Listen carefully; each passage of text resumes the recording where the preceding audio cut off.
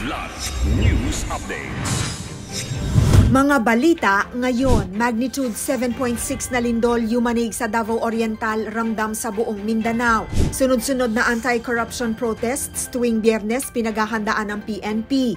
Contempt order kay Diskaya, legal, mananatiling nakakulong ang kontratista sa Senado.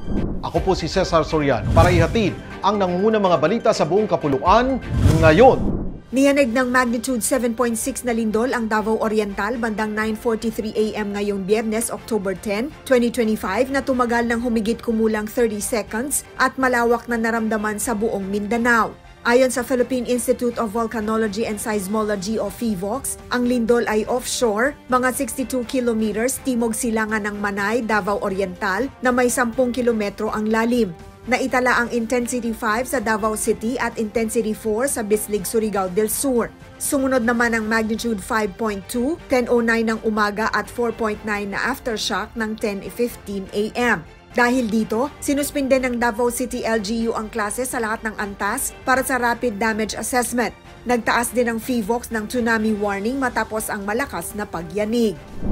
Nakaalerto ang Philippine National Police o PNP para sa mga nakatakdang anti-corruption protests tuwing Biyernes hanggang sa nationwide rally sa November 30.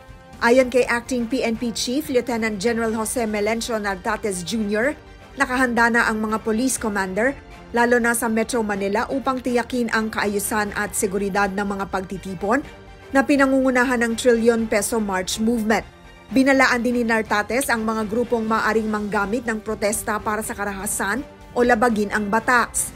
Nito lamang September 21, higit 200 katao kabilang ang 80 menor de edad ang arestado sa nagdaang rally dahilan upang batikusin ng human rights groups ang umano'y labis na puwersa ng pulisya.